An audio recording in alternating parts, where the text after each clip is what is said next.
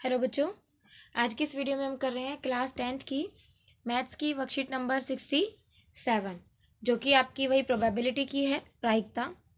इसका जो सब टॉपिक है आज, ये मैंने इंग्लिश मीडियम वाली भी वर्कशीट इसमें डाल दी है। सब टॉपिक है इसका क्वेश्चंस ऑन कॉइन्स। कॉइन पे बेस्ड जो क्वेश्चंस होते हैं उसके बारे में है। ठीक है, अगर हम सिंगल कॉइन को रोल करते हैं, टॉस करते हैं तो क्या मिलता है, और डबल कॉइन्स को करते हैं तो कितने आउटकम्स होते हैं, और हम उसके बेस पे बेस्ड क्वेश्चंस को कैसे सॉल्व करते हैं। ठीक है, तो करें क्वेश्चन सॉल्व। देखिए, दो दोस्त हैं, नमन और सचिन। दोनों वीडियो गेम खेलना चाहते हैं, लेकिन खेल की शुरुआत कौन करेगा, इसका निर्णय वो किससे करेंगे? कॉइन को टॉस करके। यदि हेड आया तो नमन शुरुआत करेगा और टेल आया तो सचिन। जब कॉइन को उछाला जा रहा होगा तो एक प्रोबेबिलिटी की संभावना निकाली जाएगी, किस तरीके से कि हेड और टेल आने की जो प्रायिकता है वो क्या होगी। सबसे पहली बात, इसमें दो आउटकम्स होंगे, एक तो हेड होगा और एक टेल। ठीक है, हेड आने की जो प्रायिकता है वो क्या होगी? देखो, हमारे पास हेड आना एक बार आ सकता है बस, और हमारे पास जो टोटल आउटकम्स हैं वो दो हैं, तो इसकी जो प्रोबेबिलिटी है वो कितनी बन गई? 1/2। इसी तरीके से टेल में, टेल आने की संभावना एक है और टोटल आउटकम्स दो, तो कुल जो हमारे पास इसकी प्रायिकता है वो कितनी हो जाएगी? 1/2। फिर मैंने आपको ये भी समझाया था लास्ट वीडियो में कि कुल प्रायिकता हमारे पास 1 होती है, तो 1/2 + 1/2 करेंगे तो हमें आंसर भी 1 मिलेगा। तो हमारा फॉर्मूला आपको पता ही है, PE। ई होता है इवेंट, तो ई के अनुकूल परिणामों की संख्या अपन में सभी संभव परिणामों की संख्या। तो हमने प्रायिकता निकालनी सीख ली। ठीक है, लेकिन अगर उसमें एक दोस्त और आ जाता है, देखो अब एक कॉइन से तो दो ही दोस्त फैसला कर सकते हैं, तो उन्होंने देखा कि तीसरा दोस्त मोनू आया है, तो उसके लिए खेलने का फैसला कैसे होगा।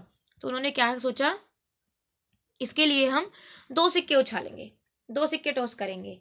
अब दो सिक्के टॉस करने का, या तो दोनों हेड आएंगे, या पहले में हेड दूसरे में टेल आएगा, या पहले में टेल दूसरे में हेड आएगा, या फिर दोनों में टेल आएंगे। ठीक है, अब क्या कहते हैं, नमन कहता है यदि दोनों हेड आए तो मैं खेलूंगा। ठीक है, मोनू कहता है यदि एग्जैक्टली एक टेल आएगा तो खेल की शुरुआत मैं करूंगा, और अगर दोनों एक टेल आए तो खेल की शुरुआत मैं करूंगा। ऐसा किसने कहा? सचिन ने कहा। ठीक है, किसके जीतने की संभावना अधिक है, देखते हैं। चलो देखो,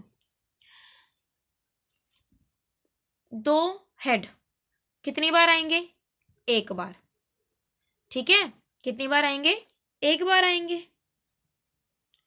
तो और टोटल कितने हमारे पास? 1 2 3 4। तो इस वाले की जो प्रोबेबिलिटी है इसके आने की कितनी है? 1/4 है। ठीक, फिर दूसरा क्या कह रहा था?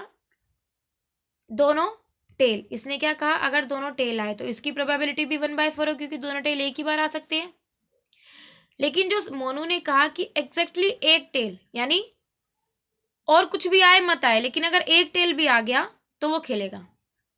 दो टेल नहीं आने चाहिए, दो हेड नहीं चाहिए, एक टेल। तो एक टेल आने की संभावनाएं दो हैं, यहाँ पे भी एक टेल आ रहा है और यहाँ पे भी एक टेल, तो उसकी प्रायिकता कितनी हो जाएगी? 2/4, यानी 1/2। ठीक है, क्लियर हुआ? क्वेश्चन देखोगे और ज्यादा समझ में आएगा आपको। देखो, एक सिक्का दो बार उछाला जाता है तो इसकी क्या प्रायिकता है कि हमें कम से कम एक चित मिले। एक सिक्के को दो बार उछाला है, क्या कहा है? कम से कम एक चित मिले। चित क्या होता है? टेल होता है, चित होता है हेड। ठीक है, संभावित परिणाम कितने? कुल परिणाम 4 है, और जो इसके संभावित परिणाम है वो HH, HT, TH और TT। ठीक है, पहली घटना क्या कहते हैं? कम से कम एक हेड मिले। तो कम से कम एक हेड वाले परिणाम कितने होंगे? 3। कम से कम एक का मतलब दो हो सकते हैं, लेकिन एक जरूर होना चाहिए। ठीक है, तो अब आप देख रहे हैं कि जहां दोनों हेड है वहां भी कम से कम एक हेड है, यहाँ भी एक हेड है, यहाँ भी, इसमें ही नहीं है, तो यानी इसके संभावित परिणाम 3 हो गए और कुल 4, यानी प्रायिकता हो गई 3/4। ठीक है, सेकंड जो प्रायिकता है वो क्या कह रहे हैं? दोनों बार समान परिणाम मिले। ठीक है, दोनों बार समान परिणाम मिले। ऐसा कैसे कब होगा? या तो दोनों बार उछालने पर हेड हेड आए या दोनों बार उछालने पर टेल टेल आए, तभी समान परिणाम होंगे। तो ऐसा कितनी बार हुआ? 2 बार। तो प्रायिकता कितनी हो गई? 2/4, यानी 1/2। क्लियर हो गया? समझ आया इतना सभी को? आगे देखो सेकंड क्वेश्चन। 2 सिक्कों को 120 बार उछाला जाता है और यह पाया जाता है कि 2 पट 60 बार दिखाई दी, 1 पट 48 बार और 12 बार कोई पट नहीं। पट मीन्स टेल, ठीक है। यदि 2 सिक्के यादृच्छिक रूप से उछाले जाते हैं तो प्रायिकता बतानी है। 2 पट आने की, 1 टेल आने की, 0 टेल यानी हेड आने की क्या प्रायिकता होगी? सबसे पहले आपको देखना है कि जो 2 टेल है वो कितनी बार मिल रहे हैं। देखेंगे 2 टेल कितनी बार मिल रहे हैं? 60, ठीक है। 1 टेल 48 और कोई टेल नहीं, इसका मतलब क्या आ जाएगा? हेड, दोनों हेड आएंगे। तो ऐसा कितनी बार हो रहा है? 12 टाइम्स। बस अब आपको प्रोबेबिलिटी निकाल देनी है।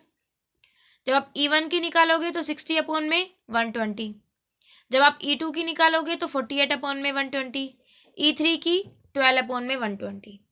पॉइंट्स में निकाल लो, आपको मिल जाएगा कि 0 से 1 के बीच में है।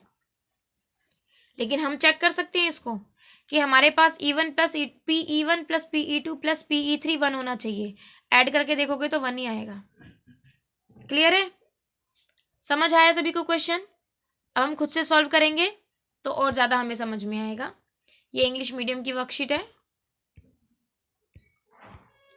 अब देखेंगे इस वाले क्वेश्चन को। यदि सिक्का 500 बार उछाला जाता है, 500 बार एक सिक्का उछाला जाता है और 159 टाइम्स टेल प्राप्त होता है, तो टेल प्राप्त करने की प्रायिकता बताओ। सबसे इजी क्वेश्चन है। इसके जो आपके कुल परिणाम हैं वो कितने हैं? 500 और टेल प्राप्त होने के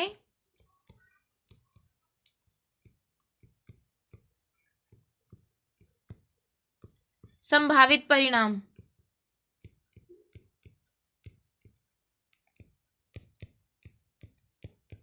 ये कितने हैं? 159। इसको हमने मान लिया E1 या E लिख लो, खाली 1 की भी जरूरत नहीं है क्योंकि हमारे पास सिर्फ एक ही जो सिचुएशन है। प्रायिकता क्या हो जाएगी? संभावित परिणाम अपॉन में कुल परिणाम, ये हो गई हमारी प्रोबेबिलिटी। ठीक है, आप चाहें तो इसको सॉल्व भी कर सकते हैं आगे। ये हो जाएगा आपका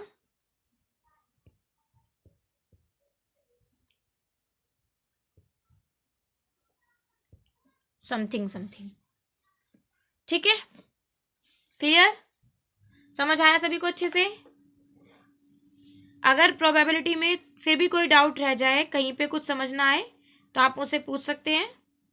ठीक है, आगे करें नेक्स्ट। देखिए, अब की बार 2 क्वाइन है, उन्हें एक साथ उछाला गया। निम्नलिखित घटनाओं के लिए अनुकूल परिणामों की संख्या लिखिए। कम से कम एक पट प्राप्त करना। सबसे पहले 2 सिक्के उछालने पर हमारे कुल परिणाम देखो। अभी अभी हमने समझा था, अगर हम 2 सिक्के एक साथ उछाल रहे हैं तो कुल परिणाम या तो फिर दोनों हेड, या एक में हेड दूसरे में टेल, या फिर पहले में टेल दूसरे में हेड, और या दोनों में टेल। चार परिणाम होंगे कुल। अब फर्स्ट कंडीशन क्या कहता है? E1 ले लेते हैं इसको। कम से कम एक पट प्राप्त करना। एक टेल, पट माने टेल। कम से कम एक, ज्यादा से ज्यादा 2 हो सकते हैं लेकिन कम से कम एक जरूर होना चाहिए। तो आप देखना जरा, कम से कम एक, इसमें भी टेल है, इसमें भी टेल है और इसमें 2 टेल है, तो यानी कितने हो गए? 3।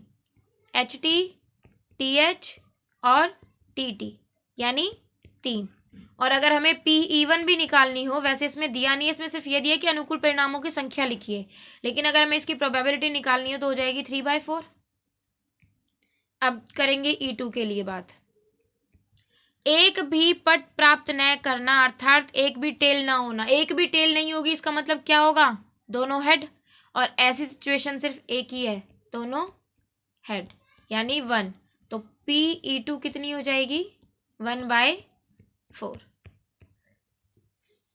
क्लियर, समझ आ गया सभी को अच्छे से? बच्चे आप इसको 7th क्लास से करते आ रहे हो प्रोबेबिलिटी को, और इस तरीके के क्वेश्चन आपने 9th में भी किए होंगे। अगर आपको समझ आ गया हो, वीडियो अच्छी लगी हो तो वीडियो को लाइक कीजिए, शेयर कीजिए और चैनल को सब्सक्राइब कीजिए। Thank you.